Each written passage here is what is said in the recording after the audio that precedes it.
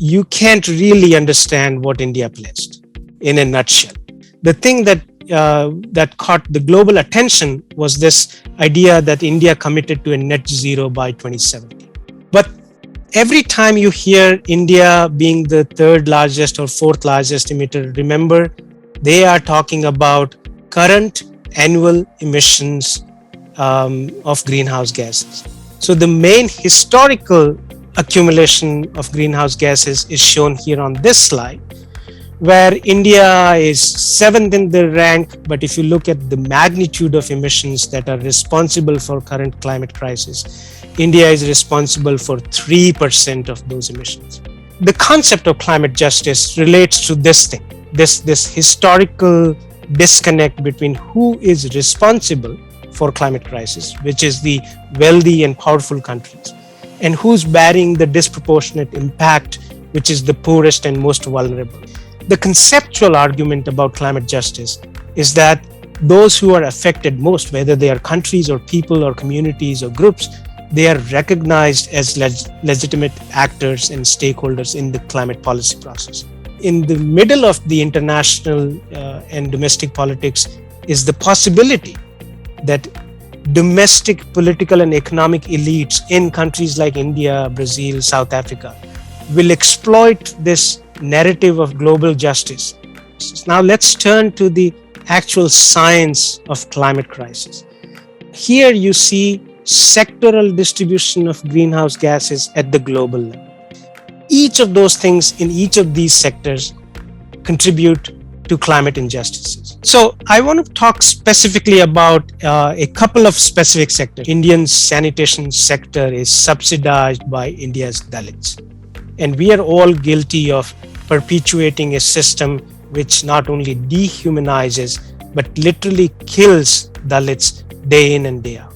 If you remember the Chennai floods, and if you read some of the reports after the disaster, in Chennai floods, when you saw social media pictures of the IT people and the young people doing volunteering work and all of that, what you did not see is that Dalits from all over Tamil Nadu and some districts of Karnataka were called to clean up the mess.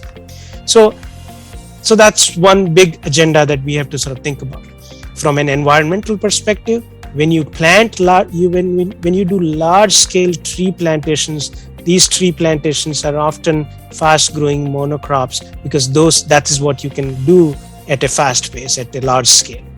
So when you do that, it leads to ecological problems because monocropping harms ecosystems. Largest number of deaths that are attributed scientifically to air pollution happen not in big cities like Delhi and Mumbai, but largest number of deaths attributed to air pollutions happen in rural areas.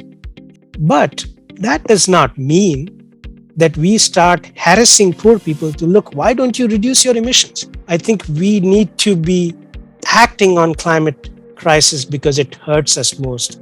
But this entire discourse of emission accounting and sort of the whole global discussion about who needs to act and who's being shamed and all of that, it's way out of line in terms of just looking at the evidence. So the concluding point I want to make is, do not let climate justice become only a moral issue. Look at the evidence, look at the science, call for transparent, effective climate action, call for taking profits out of climate action, and that will already take us a long way to addressing issues of climate justice. And so the goal for us should be to ask the state as to what's your plan, because as soon as you get into those concrete details, many things will become clear. And then the second question to ask is, who is benefiting in this process? And so our goal should be to create a transparent, democratic process of climate action that does not benefit those who already benefited from pushing us into this climate crisis.